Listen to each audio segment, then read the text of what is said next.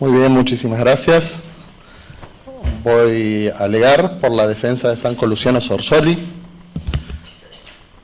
y voy a referirme, primero que nada, a que la prueba y las 59 audiencias que se han sucedido hasta el día de hoy han demostrado que Franco Luciano Sorsoli es inocente y que debe ser absuelto.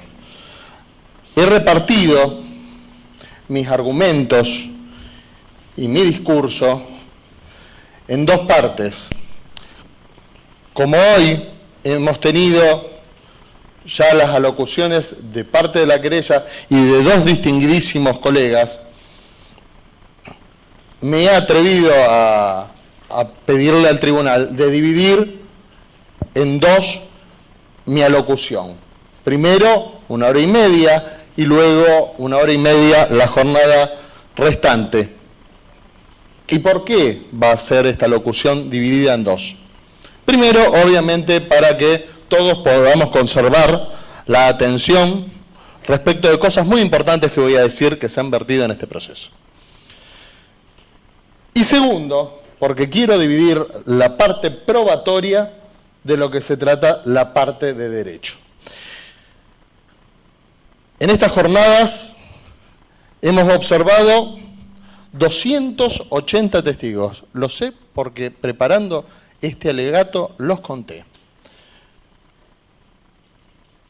La Fiscalía y las querellas se hicieron eco de 27 de ellos,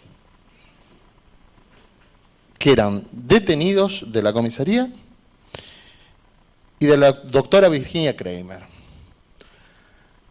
Pues bien, yo podría agarrarme de eso y decir, esto no es mentira, pero acá estoy para demostrar que el discurso de la parte acusadora, tanto pública como privada, ha sido argumentativo, circular y autofundante. ¿Por qué argumentativo, circular y autofundante? Argumentativo, porque nada está basado en la prueba de por qué no solamente Franco Sorsoli tendría que ser culpable, sino por qué todos ellos son culpables. Ellos son inocentes, su señoría, son inocentes. Y yo no me voy a basar solamente en esos discursos de esa prueba, sino que me voy a basar en las 280 pruebas y en lugar de leérselas,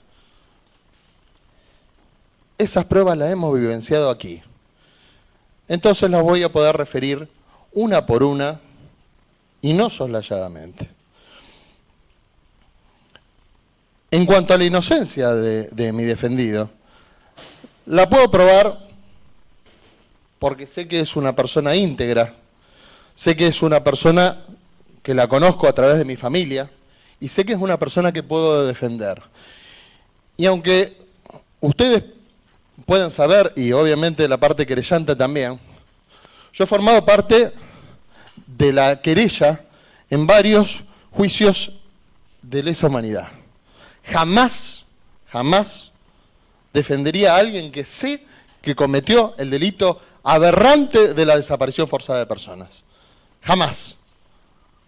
Y es más, hasta colegas defensores me han tenido en la contraparte y le ha sido bastante complicado rebatir las verdades que le digo. Porque yo puedo hablar totalmente de la prueba, pero también voy a hablar del derecho. Y por eso he dividido esta locución.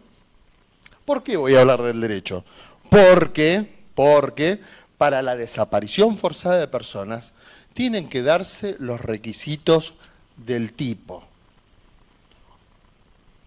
En la próxima jornada, además, me voy a referir a que no existe en el alegato final del señor fiscal la división necesaria de responsabilidades, porque sí, obviamente, habló de autores, de partícipes, de falsos denunciantes, pero no exhibió argumentos. Y acá vamos a hablar específicamente de algo. ¿Cuál era la función de Franco Luciano Sorsoli dentro de la comisaría séptima. Primero que nada, tenemos que recordar que era un suboficial, que estaba y trabajaba desde el mes de junio, lo habían llevado de refuerzo y trabajaba nada más que los días pares. Entonces nos preguntaríamos, Franco Luciano Sorsoli, a través de todo el procedimiento, ¿era de los más complicados? Y la respuesta, señores jueces, es no. ¿Por qué no? Porque él fue procesado y llega a este proceso como partícipe secundario. Entonces, algo que les debe hacer ruido a ustedes, señores jueces, ¿por qué el señor fiscal Arrigo, una persona que me merece la mayor de las estimas, en un discurso que fue vano, argumentó, no solamente en esta última audiencia, sino en otras audiencias, argumentó, y ustedes recuérdenlo bien, que se trataba de la autoría de Franco Luciano Sorsoli? ¿Por qué es esto? Porque acá, en el discurso de ambas partes, nada puede ser sin pensar. Entonces, este punto, que a todos nos hace ruido, tiene una explicación. Para que haya desaparición forzada, tiene que haber ocultamientos. Y en esos ocultamientos no estuvo ni ninguno de ellos, pero tampoco estuvo, en lo que me circunscribe a mí, Franco Luciano Sorsoli. ¿Por qué? ¿Por qué puedo argumentar esto? Él estaba de guardia los días pares. Se consiguió que mi defendido recupere su libertad porque él estaba de guardia los días pares. Estamos hablando de una cuestión fáctica. Y entonces, ¿por qué el señor fiscal Arrigo nos quiere traer a él como autor?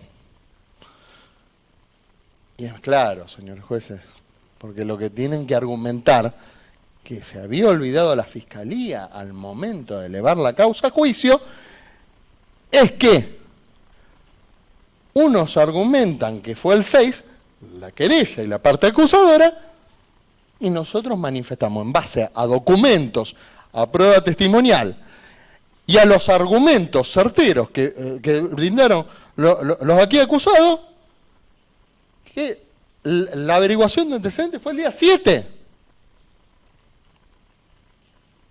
Hay una verdad argumentada y una verdad real, documental. Acá estamos hablando con prueba que la tenemos frente a las narices y que la tuvimos a través de todas estas jornadas.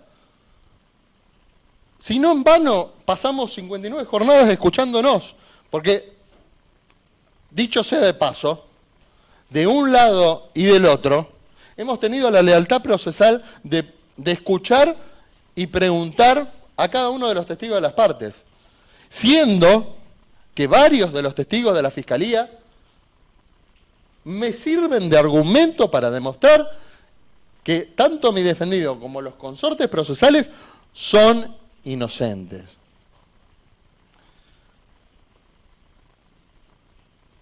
Desde la parte acusadora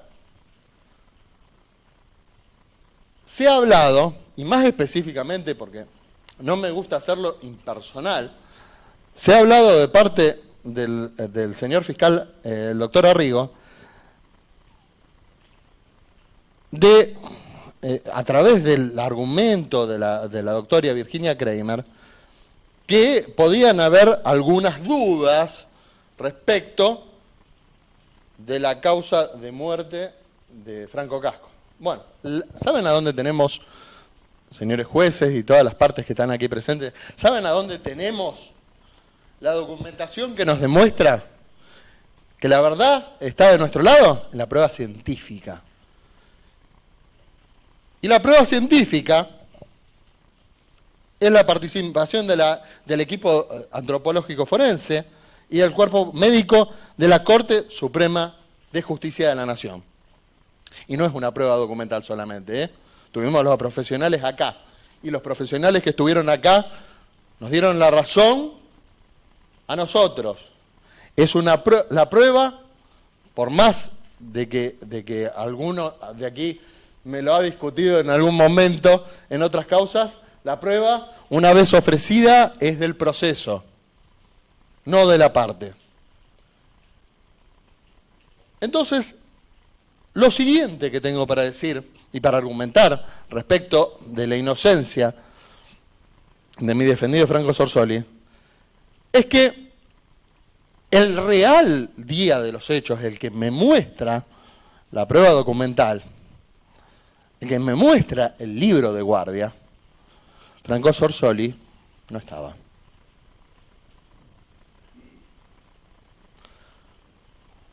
Entonces, podría yo pensar, bueno, si no estaba, ¿cómo podía ser el autor?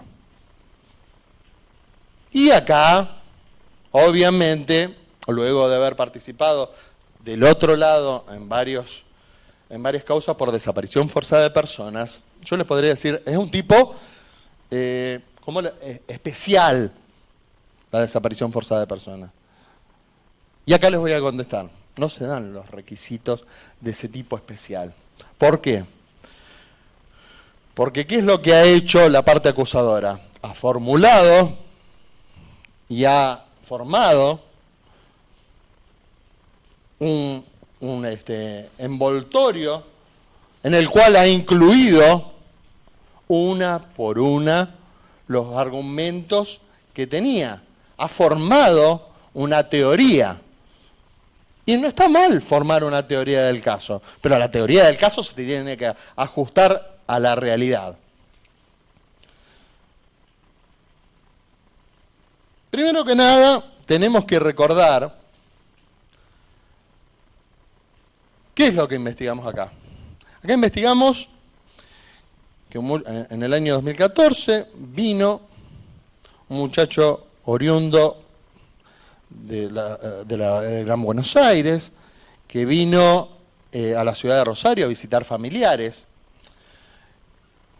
con los que tuvo contacto telefónico y por mensaje. Los contactos por mensaje tenemos el contenido, no lo refirió ni la Fiscalía ni la querella porque el contenido no es conveniente para la parte acusadora. Me dispondría tranquilamente a leerlo porque a donde los familiares le expresan a Franco que todavía no vuelva y obviamente cuál es el contacto que tienen no solamente Franco, que no tuvo contacto alguno, sino que tuvieron algunos de sus consortes procesales. Bueno, hay un denunciante. Este denunciante, Crespo, el señor Crespo, llama, ahora nos podríamos poner a discutir si una persona se acuerda desde dónde llamó o a quién llamó. Él llama y se comunica con Álvarez. Una vez que se comunica respecto de unos disturbios, de cosas raras que ve en su barrio. Entonces, en ese momento que él ve estas cosas raras, llama al comisario Álvarez. Él es una persona muy comprometida, Crespo, con el barrio, tal como argumentó el colega defensor, el doctor Agnoli, y en ese momento acudieron con el móvil al lugar. En ese lugar se encuentran con una persona que luego, según las actas, daríamos en saber que argumentó ser Franco Godoy. Pero no Franco Godoy como si yo le dijera, soy Aníbal Horacio Rodríguez Pelé. Tampoco juego bien al fútbol. Pero bueno, vamos a decir la verdad. Bueno, sino que se trata de un apellido que también le era propio. Entonces, lo detienen, lo llevan a la comisaría, realizan todos los protocolos que deben cumplir y lo dejan, obviamente, aislado, no junto con el resto de los detenidos, por AA, averiguación de antecedentes. Averiguan los antecedentes y luego de ese episodio se llama a la fiscalía y la fiscalía, con todos los datos que le da y siendo de que no había ningún antecedente con esta persona, ¿qué es lo que pasa? Como en cualquier causa, a la persona se le concede la libertad. Ahora podríamos decir, en este momento, está en los argumentos, está en los papeles. Acá escuchamos que hubo alguien que lo vio salir. Y pongamos que, digamos, bueno, ese alguien que lo vio salir puede ser parcial. Yo acabo de ver el mismo video que vimos todos. Esa persona era Franco Casco. ¿Y por qué digo que era Franco Casco?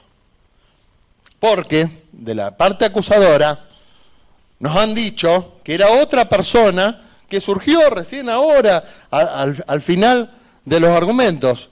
Bueno, digamos que le creemos un ratito al señor fiscal. Si le creyéramos, veríamos de que lo que argumenta es que uno caminaba un poco más encorvado. Cuando vemos la verdad que son unos antropólogos forenses espectaculares, porque yo no puedo detectar una diferencia entre las fotos que le sacaron en la comisaría a Franco Casco con la prueba fílmica. Ninguna de las partes me puede decir que en este punto estoy elucubrando o estoy falseando o estirando la verdad. Saben que no es así. Saben que estoy diciendo la verdad. Lo que vimos es lo mismo que vimos en la foto que le sacaron en la comisaría. Pues bien, esta parte lo que viene a pedir acá no solamente es la inocencia de Sorsoli, sino también que la víctima de esta causa no solamente sean todas las partes, sino que si la víctima resulta la verdad, en ese momento vamos a decir que no sirvió de nada ninguna de estas 59 jornadas. Entre las causales que se hablaron de muerte, se hablaron de golpizas, se hablaron de ahogamientos forzados, se habló inclusive de que sí podría haber hecho un submarino seco. Se habló de tantas cosas, se habló de tanques. Recuerdo que brillantemente, y acá los tengo que felicitar no solamente a los miembros de la defensa, sino también a los de la fiscalía. Cuando fuimos a hacer, junto con los señores jueces, el recorrido por la comisaría. Y acá me voy a adentrar a un argumento totalmente rebatible de lo que fueron los dichos del señor fiscal. Cuando entramos en la comisaría, me acuerdo, y no me van a dejar mentir, que apenas entramos, por el costado está la canilla a la que hizo referencia Kramer, al comienzo, al principio. Después, me acuerdo haber entrado luego de ir al transitorio, acá con el doctor Gesino, que había traído un láser. Él había traído un láser. ¿Y qué era lo primero que quería detectar ahí?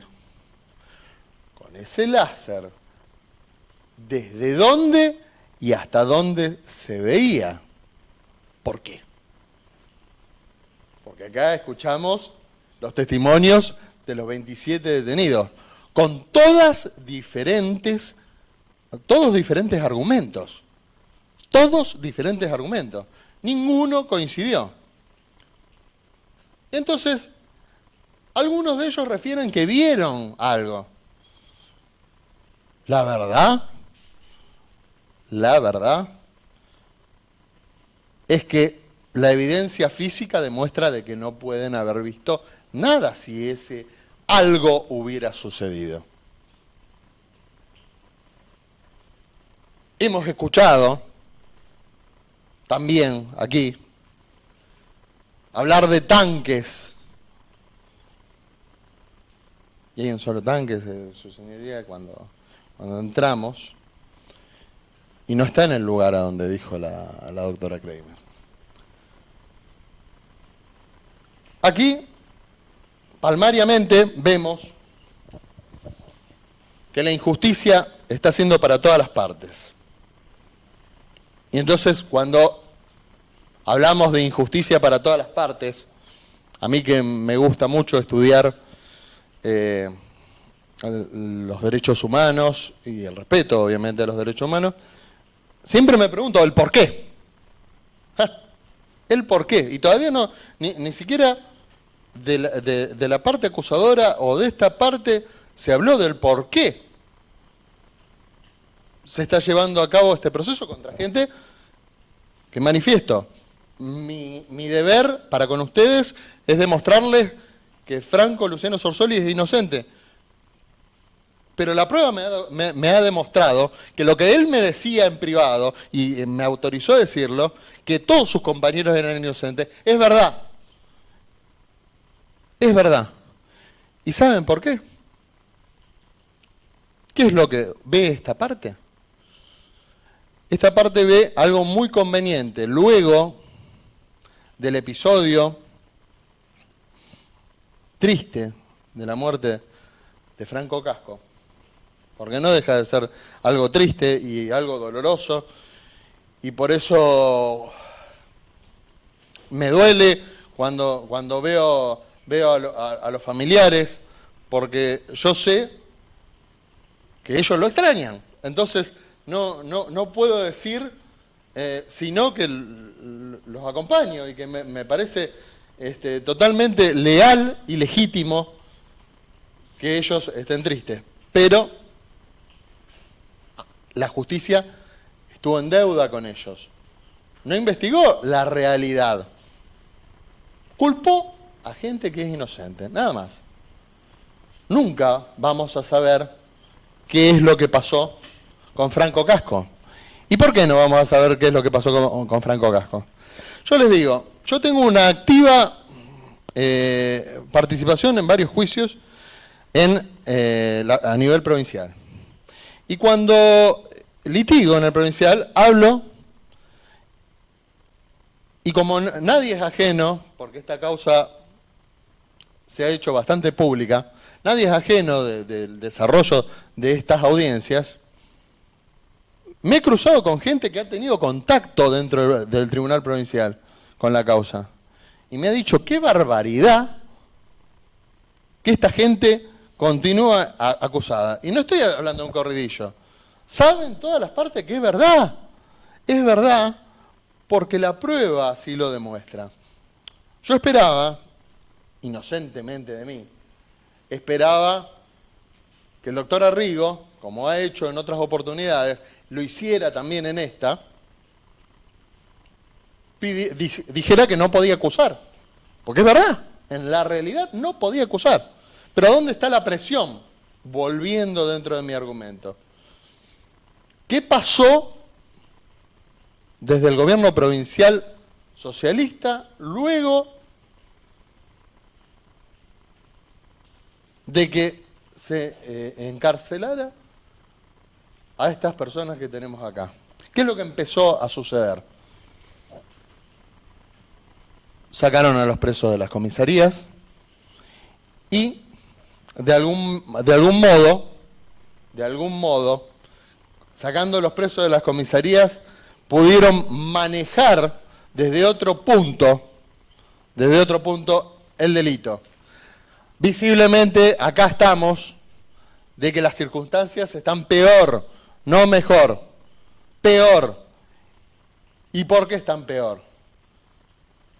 Porque lo que antes era una averiguación de antecedentes, por ejemplo, que llevaba pocas horas porque continuaba estando en contacto con el personal policial, ahora lleva un día, 2, 3, como me ha llevado en casos.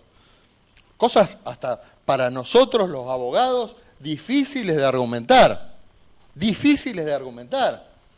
porque es uno el que, y ustedes han sido colegas y han litigado, uno es el que tiene que poner la cara adelante del cliente.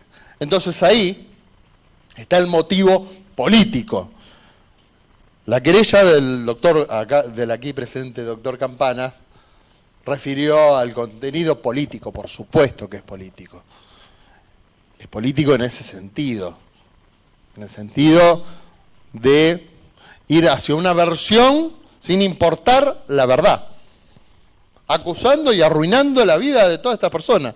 Porque así este tribunal, la Cámara y la Corte refieran a que ellos son inocentes, ellos lamentablemente tienen la vida destruida. Lamentablemente tienen la vida destruida. Y el problema es que la familia de Franco Casco también. Entonces, acá lo que nos encontramos es que las audiencias nos han servido para conocer la verdad. El suboficial Franco Luciano Sorsoli, a partir de junio del 2014, empezó a trabajar a las órdenes de Álvarez. La relación fue desde siempre con todos sus colegas excelente. Es una persona íntegra, lleva una vida familiar siempre con su misma mujer, con sus hijos. Es más, la mayoría de las causas a las que accedo son por recomendaciones. A Franco Luciano Sorsoli yo lo conocía por mi familia, por anticipado. Sé de la clase de persona de la que nos estamos tratando. Además, tengo que referir a la prueba. ¿Y la prueba qué me dice? La prueba me dice que, entre otras cosas, la Fiscalía ha argumentado algo que es totalmente falso. Y cuando digo falso, no estoy diciendo que lo dijo adrede, pero sí en una falta de memoria. ¿Y saben por qué? Porque volví a mirar los videos y así me lo prueban. Cuando el señor fiscal, el doctor Arrigo, le pregunta al padre de Franco Casco, le pregunta, cuando va a la comisaría, si le informaron, él cuenta lo que le dijeron. ¿Estamos? Él cuenta lo que le dijeron. Y no es que fue evasivo. Cuenta lo que le dijeron. Y después va el señor fiscal cuando le toca alegar y falsamente, contrario a lo que es esa audiencia, si no me creen, vuelvan a mirarla, dice de que le negaron información. Entonces acá recupero algo que les dije y que no es argumentativo, sino que tiene que ver con la prueba. ¿Por qué diría que el Franco Sorsoli, que estuvo un día antes de la fecha, que realmente fue, que documentalmente vemos que fue el llamado.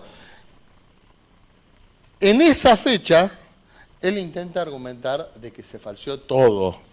O sea, que fue el día anterior, que el llamado del día posterior fue armado. Ahora bien, si el llamado, vamos a creerle un segundito al doctor Arrigo, y vamos a decir que le creemos hasta que fue armado y que fue otro día. Bien, los recorridos de los móviles, ¿los pidió igual para los 2 días? Y la respuesta, ¿cómo es? Negativa. Entonces, si es negativa, es porque él se basa exclusivamente en un argumento. Y yo puedo basarme en la prueba. ¿Por qué en la prueba? Porque puedo decir que en la cantidad de minutos que el móvil estuvo por la zona, no soy ningún avesado, ni siquiera he trabajado en la policía, pero sé que en esa cantidad de minutos sí lo pueden haber llevado a una persona que estaba perdida. Como argumentan que estaba Franco Casco. Es así, es así. Entonces, tengo tiempos a mi favor, tiempos que fueron probados por actas, por el seguimiento del GPS, por el día que fue. Y aparte de todo eso, de poder demostrar todo eso, tengo actas redactadas por funcionarios policiales que si hubieran querido esconder algo, no lo hubieran documentado. Si se hubieran mandado una macana, por decirlo de modo coloquial, si hubieran cometido un delito tan grave como la desaparición forzada de personas, ¿para qué lo hubieran documentado? ¿Para qué le hubieran dicho a la tía de Casco? Tuvimos acá una persona de apellido Godoy. ¿Para qué? ¿Para qué le estaría argumentando yo eso después de un reconocimiento impropio que esta parte cuestionó porque en nada estaba de acuerdo con hacer un reconocimiento que eran todos policías? Y que cuando le preguntaron a uno de los testigos acerca de mi defendido, dijo, no, ese era bueno. O sea, ¿para qué? Parado desde el punto de vista de una de las personas que es inocente, que nadie menciona como un golpeador, que son todas elucubraciones para que le cierre a la fiscalía que fue un día y no el otro, obviamente para poder decir que falsearon algunos datos. Entonces yo estaría hablando a favor del resto, cuando en realidad mi interés exclusivo, a ver, me caen, luego de tantas jornadas, de 59 jornadas, me caen todos, pero de mil maravillas, y sé que son una buena persona y que me sentaría a comer un asado con todo ello, pero mi cliente es él. Y yo puedo probar, como así lo estoy haciendo en esta locución, de que él en nada tenía que ver.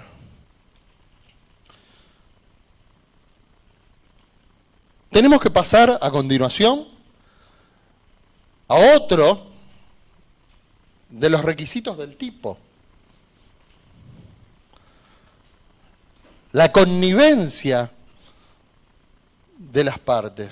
O sea, estas personas que tenemos acá, se tuvieron que poner de acuerdo en golpear, en asesinar, en falsear prueba y en que el cadáver caiga en el río. ¿Saben hasta qué llegamos a escuchar acá?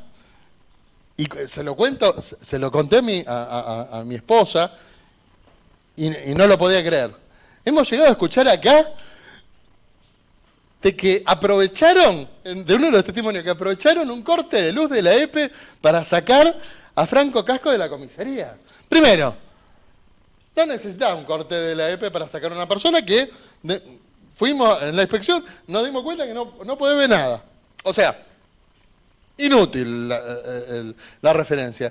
Y segundo, si la fiscalía o la querella estaba tan convencida de que eso era así, ¿por qué no ofició la EPE para saber? Tuvimos tantas pruebas, algunas de esas, que no sabíamos ni para qué vinieron. Si nos aburrimos tanto en algunas jornadas, ¿por qué esa era una prueba copada? Disculpen el modo coloquial, pero venía la respuesta del oficio y nos decían, sí, ese día un corte de tal y tal horario. Y listo. Y ya teníamos una certeza, por lo menos, no de que lo hubieran sacado, sino de que hubo un corte ese día. Y ya está. Y eso no lo probaron. ¿Por qué no lo probaron? Precisamente porque es autofundante el discurso de la Fiscalía. Dice una cosa que no es verdadera, no es que argumenta, dice una cosa que no es verdadera, y para probarla vuelve a referir a ese mismo argumento. Miente que algo quedará.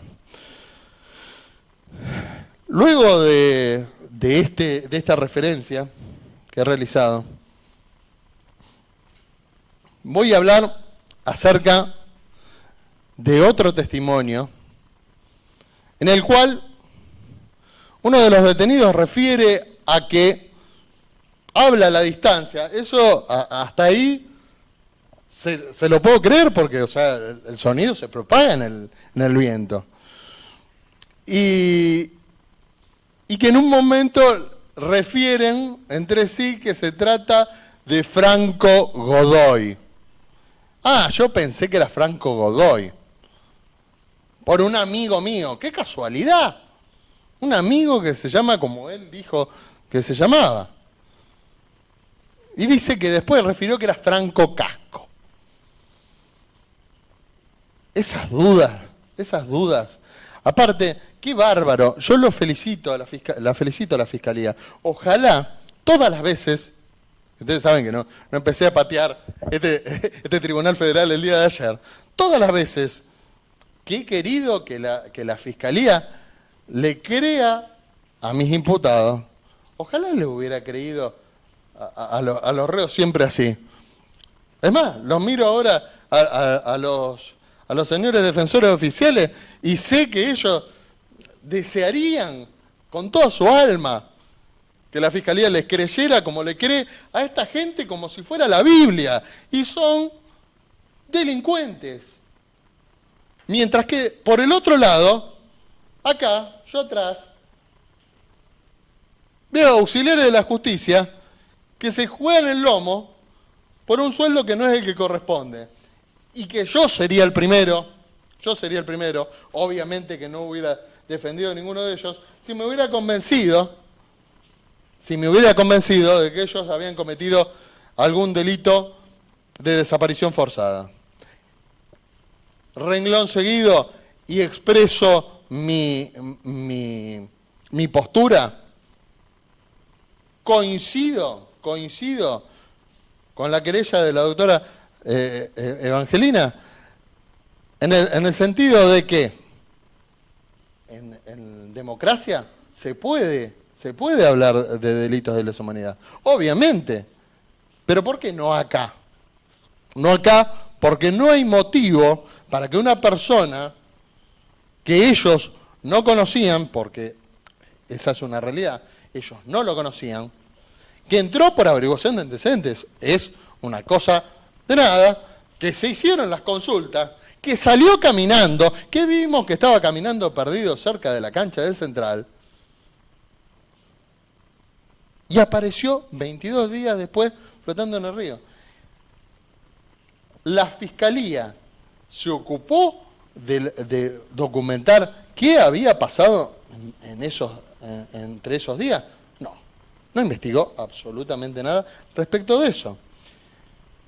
Y sin embargo, no respecto de mi defendido, sino que respecto de otros coimputados, sufren la desgracia de estar hace muchos años detenidos. Y esto no lo he hablado con precisamente la persona que me voy a referir, el comisario Álvarez. Todas las personas de la policía me han referido de que era una persona brillante, de hecho lo hemos escuchado, es una persona muy inteligente, pero que era muy expeditivo. Aparte de ser inteligente, era muy expeditivo. Y algo que destaco es que ninguno de los coimputados me ha referido el uno del otro como una mala persona. Y esto ustedes me pueden decir, bueno, pero usted es el defensor de uno de los imputados. Sí. A ver, vamos a lo sustancial. Franco Sorsoli no tiene, luego de haber pasado por 10 comisarías, luego de pasar por 10 comisarías no tuvo ningún llamado de atención. Nunca en todos esos años tuvo ninguna causa generada. ¿Y cómo será de trabajador Franco Sorsoli, que aparte, toda su vida ha trabajado también en otras funciones, y nada asociado a la seguridad? Ha trabajado como en la construcción, ha trabajado como remisero. Entonces, estamos hablando de una persona que no necesitaba vivir en un submundo que es, como nos quieren pintar, el submundo policial que busca cometer ilícito. El ilícito lo comete la gente que ellos ayudan a la justicia a llevar a los estrados. Nada más. Entonces, acá cuando venimos a hacer referencia a la prueba, vamos a hacer referencia a la prueba indicando puntillosamente. No vamos a hablar de Pablo Argüello, de quien habló el señor fiscal, como Carlos Argüello. No se nos va a pasar el nombre de nuestro testigo estrella. No se nos va a pasar. No, tampoco vamos a decir de que lo encontraron en el Río de la Plata como un furcio, y después vamos a hablar que efectivamente fue en el río Paraná. Lo escuchamos todos.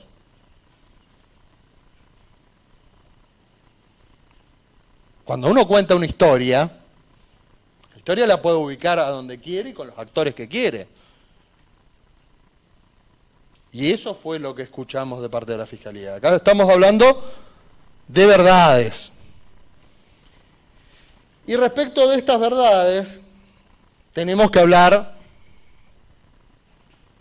de versiones. Las versiones no son lo mismo que los argumentos. Las versiones son discursos basados en la prueba. Y por eso lo voy a leer porque quiero ser preciso. Es la única parte de mi argumentación que voy a leer.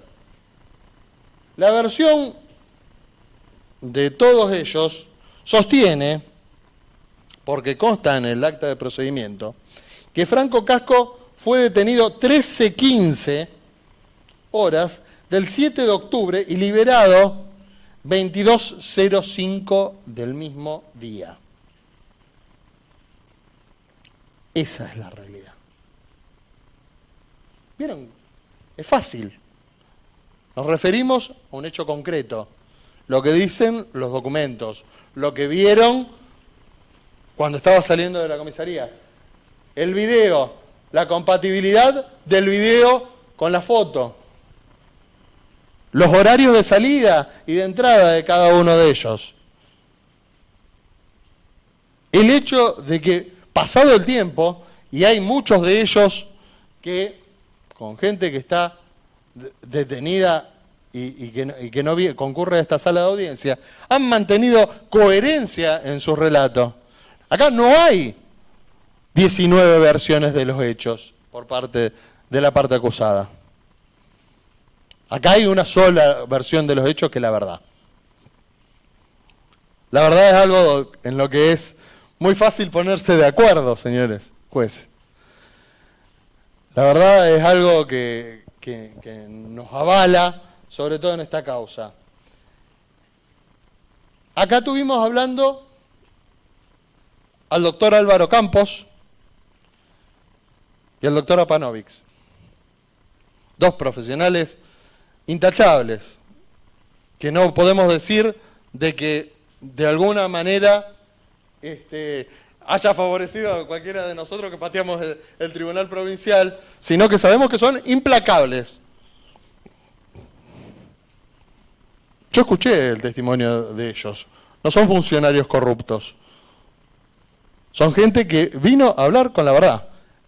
Ninguno de los dos tendría por qué haber venido, podrían haber respondido por escrito. Y vinieron y dijeron la verdad.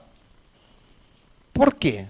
El señor fiscal de esta causa se basa en argumentos y en dichos de detenidos y de una perito de parte, y no se basa entre ellos de dos personas, porque si quieren, vamos a olvidarnos de lo que dijeron ellos, porque ellos son parte, vamos a olvidarnos. ¿Qué interés puede tener el doctor Apanovich o Álvaro Campos de mentir o de decir que ellos actuaron correctamente? Y entonces es ahí, porque he estado sentado del otro lado y obviamente yo lo pienso como si estuviera del otro lado, lo primero que me van a decir es que, bueno, ellos pueden haber falseado la documentación de la averiguación de antecedentes y que con ese falseamiento llamaron a Álvaro Campos. Pues bien, ¿para qué lo iban a hacer? Porque siempre hay que tener un para qué. Y entonces, antojadizamente, he escuchado de parte de la querella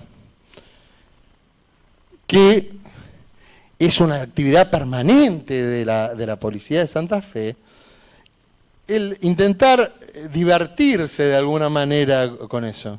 ¿Qué diversión se puede encontrar con eso? Tendrían que ser gente perversa y yo sé que evidentemente no se trata de ellos. Tendría que haber un interés económico. Franco Cajón no era una persona de muchos recursos económicos, lo cual no viene al caso, pero tampoco veo acá un interés económico. Entonces, ¿cuál tendría que ser el fundamento? Y que lo hacen sistemáticamente. ¿Por qué? Porque tiene que ver con el tipo. El tipo de desaparición forzada no es un tipo aislado. Y por eso tengo que referir específicamente a qué es lo que hemos escuchado al respecto en estos días. Me acuerdo en una de las audiencias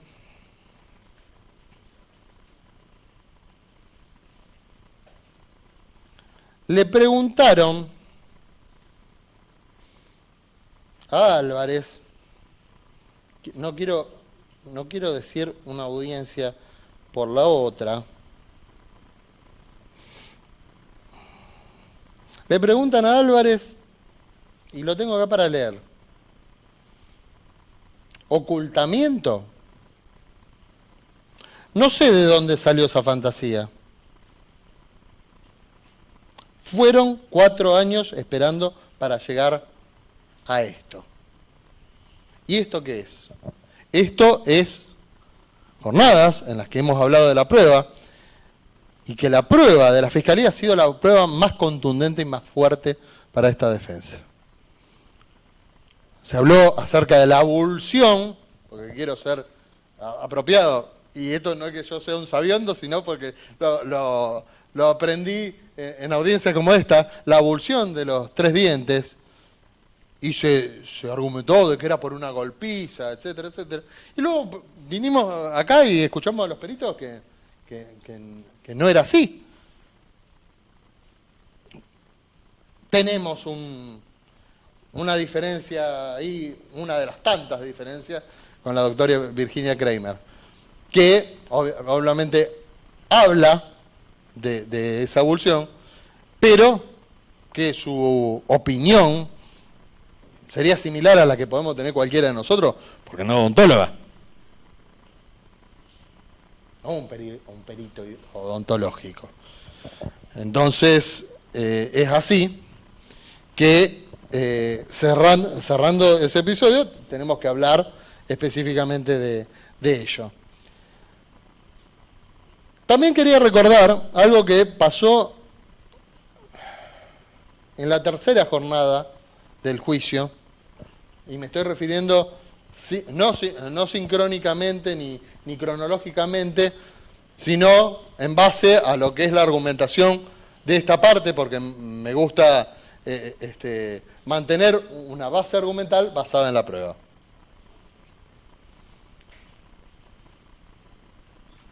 En la tercera jornada declararon 13 de las personas que están aquí presentes y aquí imputadas. De las 13 personas, llamativamente, el discurso se fundamentaba en la documentación. ¿Y por qué es eso? Porque todos hablaban de la verdad. Mi defendido, Franco Sorsoli, entró al proceso, luego, en base a la prueba, le conceden la libertad y llega como partícipe secundario a la etapa de juicio. Cuando llega como partícipe secundario a esta etapa de juicio, se habían olvidado específicamente de que él, si era partícipe secundario porque no había estado, entonces era verdad nuestra postura. Había sido el día 7. Y el trabajo de la Fiscalía no fue lo suficientemente rápido. Sí fue bueno para su postura, pero no fue lo suficientemente rápido para darse cuenta al principio, y se dio cuenta por la mitad. Pensémoslo de otra manera. Si no, ¿para qué vamos a cambiar la imputación de él a mitad del juicio? No tenemos ningún tipo de argumento ni de contraargumento que me pueda decir que lo que estoy diciendo es ajeno a lo que pasó. ¿Voy bien con la cantidad? Perfecto. Es en este punto que me voy a referir a las inspecciones que realizamos tanto con la Fiscalía, la querella, y de las que no se ha hablado tanto, pero que yo le he sacado bastante jugo, porque ustedes tuvieron una participación activa junto con nosotros. La comisaría séptima tiene la característica de ser una comisaría que, a diferencia de muchas otras, tiene, por tener boliches cerca, por tener la estación de colectivos dentro de la jurisdicción, tiene un poco más de actividad los fines de semana. Eso es innegable. Es innegable, y si volviéramos a poner la comisaría séptima ahí, hoy sería igual.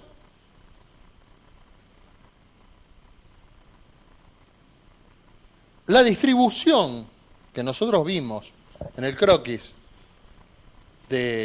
durante las audiencias fue algo que pudimos ver.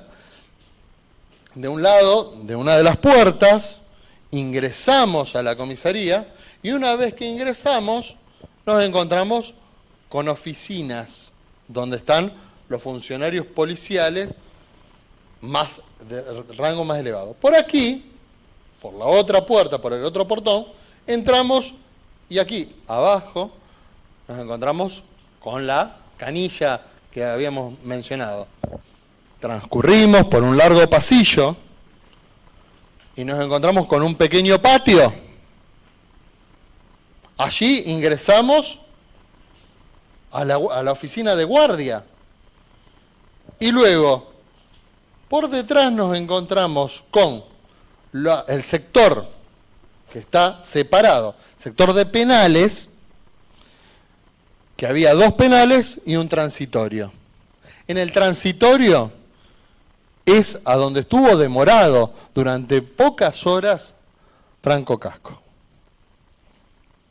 En ese transitorio donde estuvo demorado pocas horas, escuchamos de los testimonios de lo que se hacen valer la parte acusadora, no solamente versiones distintas, sino que, según la Fiscalía, da certezas de fechas.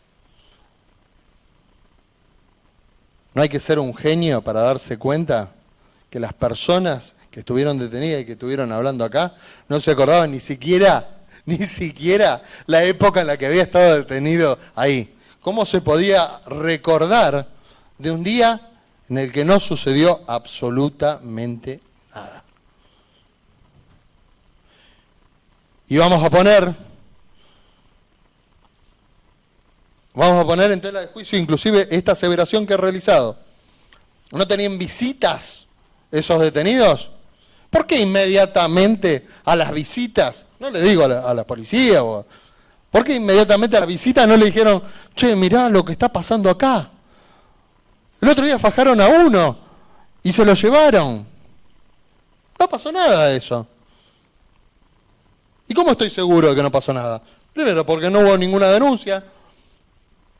No estamos en una dictadura, lo hubieran podido hacer de diversas maneras. Y suponiendo de que lo hubieran hecho, la Fiscalía, muy avesada y muy inteligente del doctor Arrigo, que lo ha realizado en otras causas, hubiera traído a los familiares a lo que le dijo, che, mirá, esto pasó así. Uno no trajeron, ¿eh? O sea que ahí tenemos la certeza de que esta gente que está acostumbrada a falsear la verdad para defenderse en distintos procesos, tampoco está cercana a nada que haya pasado.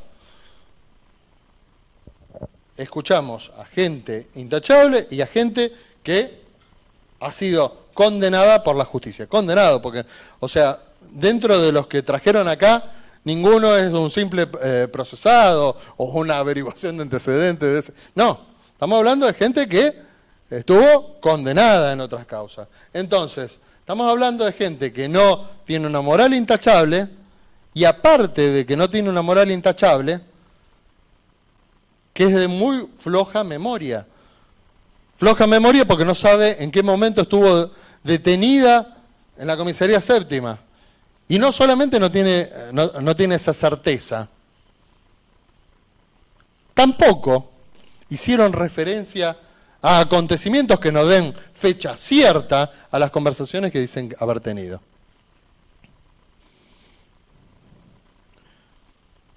¿Por qué descreer entonces en un funcionario que dice que en el mismo día 7 lo ve salir a esta persona de la comisaría? ¿Por qué descreer? Porque dicen que, y sí, caminaba un poco más encorvado esa persona y no es el andar de Franco, porque se hubiera terminado acá el juicio, y obviamente va a decir, y no es. Y esa persona que nosotros vemos en el video es una persona que está perdida. Si fuera verdad el argumento de la Fiscalía respecto de que esa persona es otra, que se trajo el nombre acá sobre el final,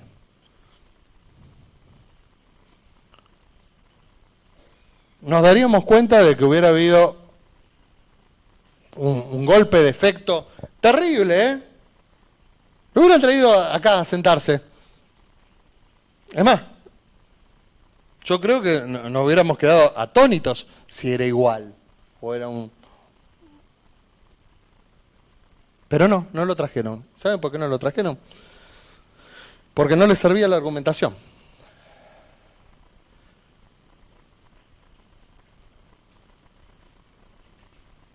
Hablando de los discursos que se han hablado entre todos los detenidos por aquel entonces en la comisaría séptima, uno de ellos dijo: me enteré sobre Franco Casco, acá lo dijo, me enteré de Franco Casco por las noticias. Él estuvo preso, el TAR, porque obviamente como no es imputado, no me gusta mencionarlo por el apellido, sobre todo porque esto se televisa, el tal Jorge, porque es el único Jorge que vino a declarar entre los imputados, que estuvo detenido de marzo a octubre de 2014 en el Penal 2. Dice: me di cuenta cuando miramos la tele. Junto a los otros detenidos, escucharon que estaba desaparecido. Lo habían encontrado muerto y que había estado en la séptima. Y escuchamos todo. Pero lo tomamos como algo normal. Eso fue lo que dijo. Bueno, vamos al recuerdo. Lo tomamos como algo normal. No le di mucha importancia.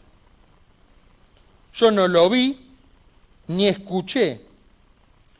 Y no sé si los otros que estaban en la comisaría lo vieron o lo escucharon. Entonces, no fue algo dialogado como en un momento quiso hacernos creer la parte acusadora. No fue algo argumentado. Y entonces, si no fue así,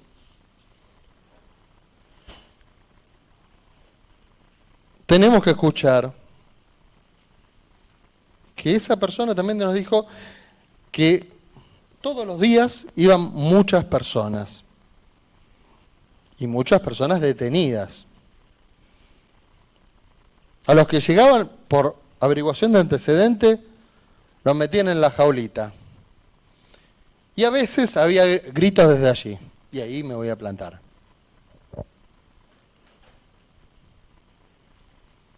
Los gritos pidiendo, cualquiera de nosotros que ha entrado en una comisaría en funcionamiento, cuando estaban los detenidos siempre había alguno que gritaba así como loco. Entonces me voy a basar en prueba que de ello, y voy a decir que si no les llamó la atención ningún grito que pueda haber escuchado, y en una noche que no identifican, porque ninguno la identifica, todos dicen sí, fue él, pero ninguno identifica cuál fue la noche, que por lo menos así avalaría lo que dice acá la parte acusadora, cosa que en realidad no sucede. Y entonces pasa el detenido Diego y dice que estuvo en el Penal 1, que tomó conocimiento del caso porque lo vio en el noticiero. Y él dice: siempre le pegaban a los chicos, siempre se escuchaban gritos, pero no se veía para la jaula. Hasta en la mentira hay algo de verdad. No se veía para la jaula. No se veía para la jaula. Y el láser, que lo vimos todo, no te permitía ver para la jaula. Entonces acá, claramente, los inmaculados testigos de la Fiscalía se ha demostrado que se han alejado llanamente de la verdad. Además, debemos hablar de las contradicciones.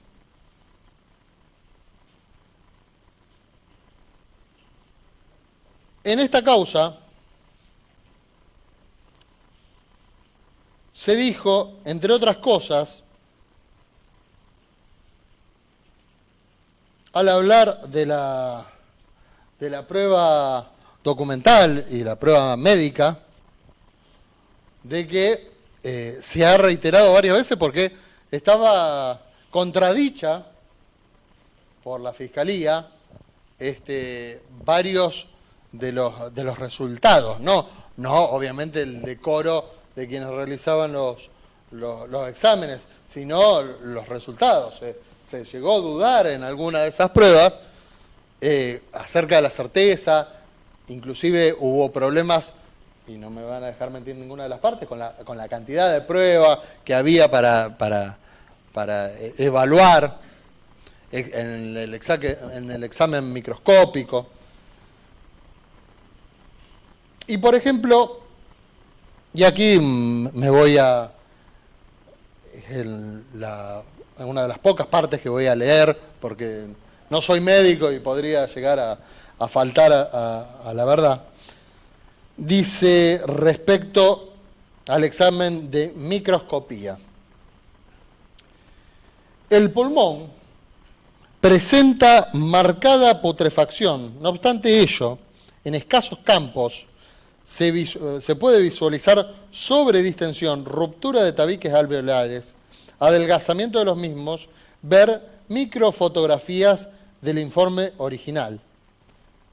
Se consideran todos ellos, junto a la hemorragia, marcadores microscópicos de asfixia por sumersión.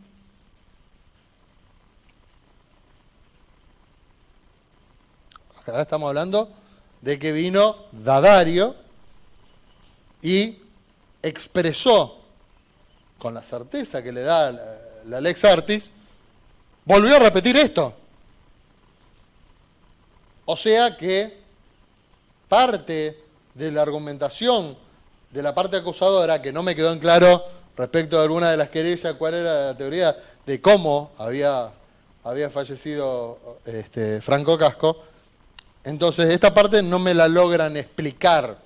Yo estoy yendo a la ciencia dura. La ciencia dura marca eso. Respecto de este mismo estudio, dice en el examen traumatológico: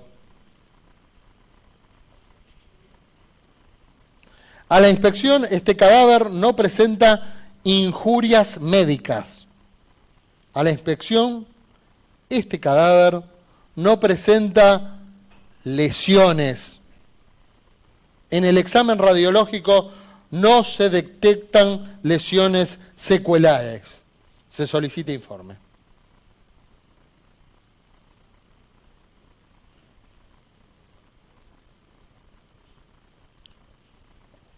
Estamos viendo, señores jueces, que no estamos hablando de argumentos vacíos. Estamos hablando de ciencia y estamos hablando de auxiliares de la justicia que han emitido dictámenes y que son mucho más renombrados que quien les está hablando, y son gente que ha participado de numerosas causas importantes, que obviamente los imputados acá no tienen por qué saberlo, pero son gente muy renombrada y experimentada. Dice otro examen que se realizó al cuerpo de Franco Casco, el odontológico, dice, de la observación detallada, y acá les pido por favor al tribunal que me escuche precisamente por esto que hice referencia antes, de la observación detallada de los alvéolos abiertos del maxilar superior, zona anterior, corresponde a las piezas dentarias perdidas: incisivo central derecho, incisivo central izquierdo e incisivo lateral izquierdo. Y lo subrayé entre la prueba, miren que el expediente es larguísimo, pero lo subrayé entre la prueba porque precisamente se los quería leer.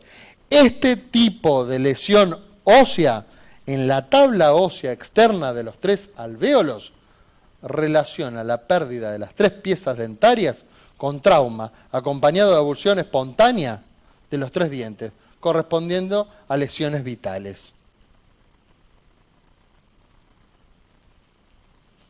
¿Se dan cuenta de que todos los argumentos y toda la postura que toma a favor de la verdad esta defensa, y obviamente restan escuchar los distinguidos colegas también, pero creo que va a ir en este sentido, a la prueba dura?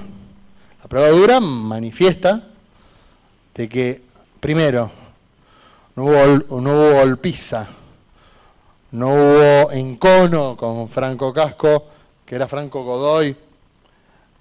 Acá hubo un llamado de una persona, acudió al llamado el personal policial, que muchas veces uno dice, bueno, el personal policial no se ocupa, no va, no realiza su trabajo, pero cuando lo realiza, se pone en cuestionamiento su actividad. ¿Por qué? ¿Por qué? Si en este caso, si dijéramos, bueno, nadie lo vio por fuera de lo que era la comisaría.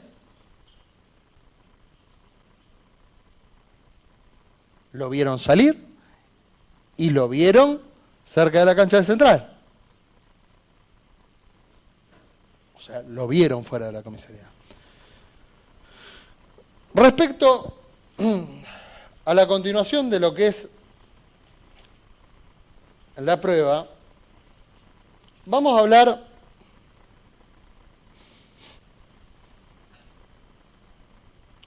del produce informe. El produce informe, que es el que refiere a Franco Godoy, de 22 años de edad, con domicilio en calle 3735 de Buenos Aires, con un número de DNI que después, obviamente, no se condice, se identificó como Gabriel, la persona, dice aquí, que habla de la presencia de dos personas del sexo masculino de actitud sospechosa. Se da intervención al doctor Campos. Y la Fiscalía y la querella argumentan que este nombre, sobre todo, recuerdo haberlo escuchado de parte del doctor Mariano Maciel. Yo tengo memoria visual y lo anoté. Porque si no, después me iba a olvidar de quién era la persona que lo había dicho. Me acuerdo qué es lo que... en qué lugar lo anoté, pero no me hubiera acordado quién era la persona que había referido a esto. Y por eso yo como defensor podría haber hecho caso omiso a esto, pero inclusive acá puedo contestarlo. En una comisaría, cuando se redactan estos informes, lo que suele suceder muchas veces es que quien toma nota no es el que pasa máquina. Cuando refieren a Gabriel, equivocadamente, puede haber quedado, pues esto fue realizado por computadora, puede ser que haya quedado una denuncia anterior. Muchas veces pasa lo mismo. Muchas veces, y no, se dice el pecado y no el pecador, porque no fue acá en el juzgado federal, pero fue en la provincia, que en un procesamiento me aparece el nombre de otra persona. ¿A cuánto nos ha pasado a través de los años? En una cosa fundamental. Entonces, agarrarnos de esto, y por eso no me quiero hacer el tonto, agarrarnos de esto para decir que un encubrimiento, señor fiscal, señores querellantes, no empecemos a decir cosas que no son. Y casualidad, respecto de lo que dicen todos y cada uno de ellos, dice, el imputado se retira de la dependencia siendo las 22:05 el mismo día, martes, 8 de octubre de 2014, que ahí es donde está la discusión.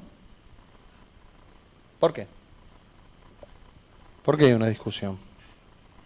Si acá lo que estamos diciendo es que se detuvo a una persona ante un llamado, se lo llevó, se hizo la averiguación de antecedentes, el fiscal vino acá, habló, dijo de que estaba en condiciones, porque no había antecedentes penales, de mandarlo a la casa y se fue.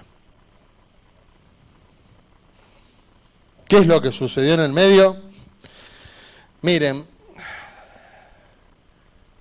yo amo ser abogado, amo el derecho, me gusta mi profesión, me gusta codearme con todos ustedes, pero si hubiera querido ser investigador hubiera estudiado criminología. Me acuerdo en la facultad, yo estudié con los doctores Font y Ganón, conocidos por todos, y ellos hablaban mucho de dos autores, John Lee y Jock Young, que habían modificado Scotland Yard en base a las investigaciones. Y antes que nada, obviamente, el personal policial acá presente son cultos y sabrán lo que le hablo de la ampliación por la desviación de la respuesta punitiva. Es decir, cuando uno realiza una respuesta punitiva, tiene que demostrar previamente, o sea, en la prevención tiene que demostrar que va a ejercer la menor fuerza posible, para que del otro lado no aumenten el nivel de fuerza a utilizar contra uno o contra alguna de las personas.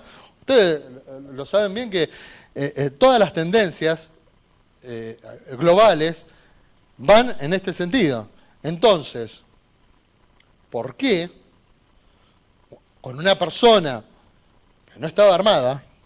Porque, a ver, si hubiera de haber mentido, hubiéramos mentido de que era una persona que inclusive estaba armada. En ninguna parte de las actas dicen que la persona estaba armada. No le inventaron una causa, porque ese también es un detalle que estando del otro lado siempre pasaba, inclusive en la época de la última dictadura. Te inventaban una causa para justificar que te habían llevado. Digamos, ¿cuántos, en la causa FESED, por ejemplo, cuántos de las víctimas llegaron por averiguación de antecedentes? Ninguna, a todos le habían inventado causa. ¿Y acá por qué no se la inventarían? Son todas preguntas que tengo de haber estado más veces del otro lado que de este.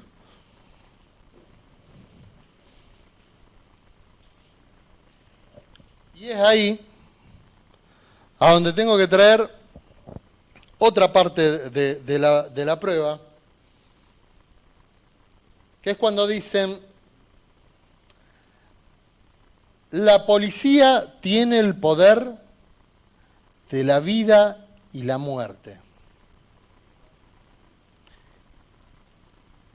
Que un fiscal, después de que una persona desapareció, después de haber quedado detenida, afirme a los medios de comunicación que esto no denota una irregularidad, la verdad es increíble. La policía no tiene el poder de la vida y la muerte. La policía es el auxiliar de la justicia, porque las resoluciones judiciales, junto con las demás fuerzas de seguridad, obviamente, las resoluciones judiciales quedan en el papel si no tenemos policías. Entonces, si vamos a cuestionar los argumentos de una policía que realizó una averiguación de antecedentes y liberó dentro de la misma jornada a una persona que fue demorada de esa forma, la verdad que pone en cuestionamiento todo el accionar, no solamente de la policía, sino de toda la actividad judicial.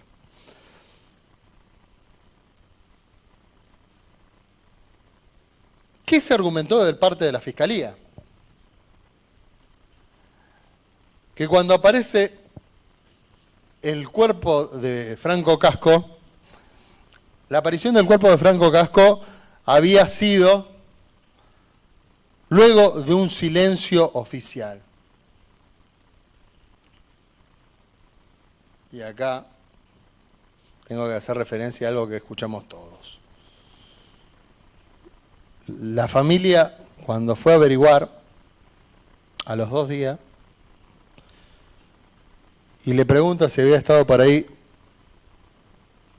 Franco Casco, le dicen, acá hubo un Godoy. Se terminó el ocultamiento. Se terminó el ocultamiento. No puede haber uno de los requisitos de la desaparición forzada. ¿Se quedó con la investigación la comisaría séptima? ¿De a ver qué es lo que había pasado? No. Se hizo la denuncia a la comisaría 20. Porque recordemos todo lo que se ha dicho acá. Se continuó la investigación. Cuando se continúa la investigación, para que haya desaparición forzada tiene que haber intentos de ocultar medida de prueba.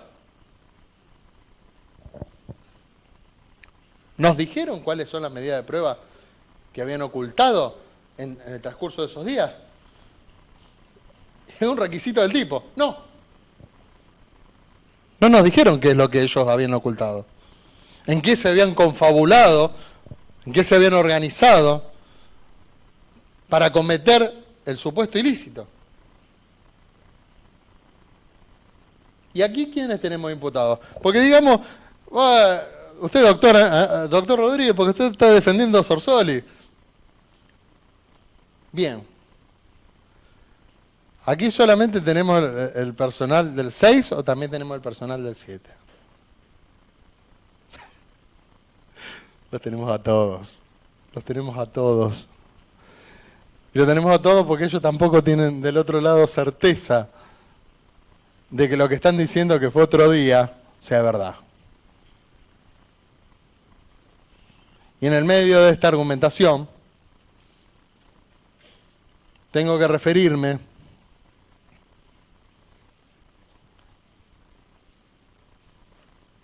a la gravedad que tiene pensar que el poder que tiene la policía sea sobre la vida y la muerte. Yo calculo que ninguno de ellos, que lo he conocido, a Franco lo conozco hace un montón de tiempo más, pero ninguno de ellos que lo he conocido a través de estos años, pienso que se haya querido meter en la policía para decir, quiero hacer sufrir a alguien. No. Les refiero cuáles pueden ser los argumentos. Quiero proteger a alguien. Me interesa la seguridad, me interesa la investigación. Me interesa inclusive, escuchen bien, como salida laboral. Pero los casos de gente perversa que se mete dentro de una fuerza para empuñar un arma son muy aislados. Y obviamente esos casos sí deben ser condenados. Y me van a tener del otro lado todas las veces que sea necesario. Pero acá no. En otra de las jornadas exhibieron los textos de los libros.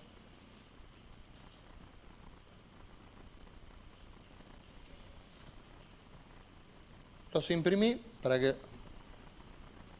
recordemos todas las partes de qué se trata.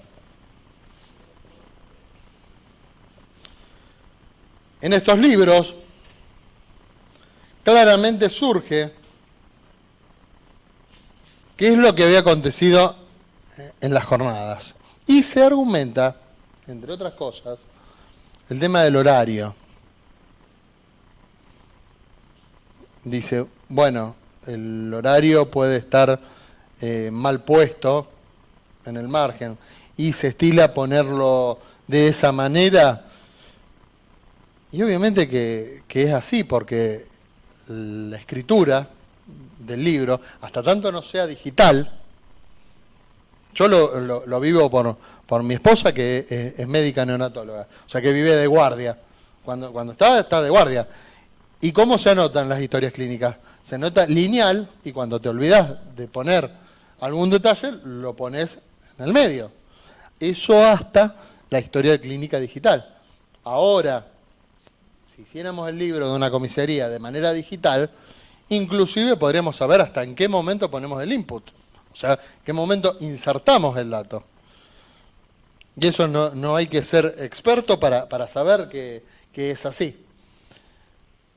De todas maneras, todas las actas policiales se van completando con el transcurso del tiempo, sobre todo en jornadas en las que puede haber o no mucho trabajo.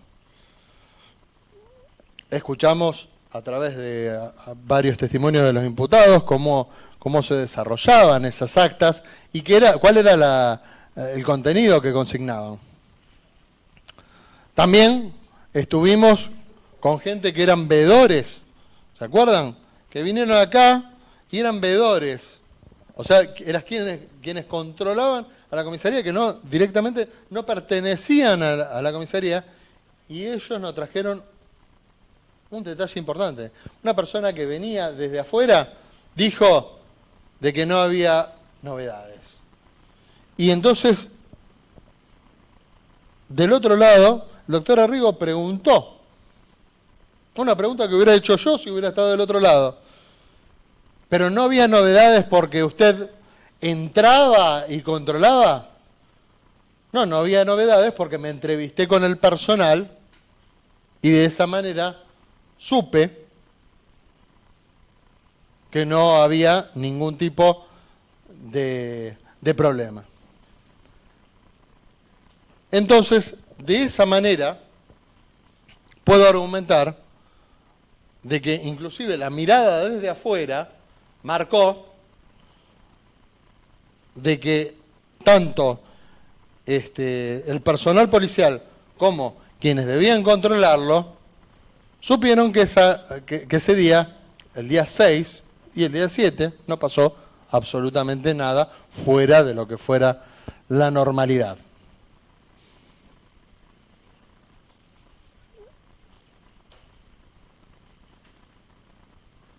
Con el resto de mi alegato voy a continuar en la jornada siguiente haciendo especial hincapié respecto de las cuestiones formales y la relación con la prueba que demuestran que mi defendido es inocente y obviamente y por derivación de mis argumentos que los consortes procesales también lo son.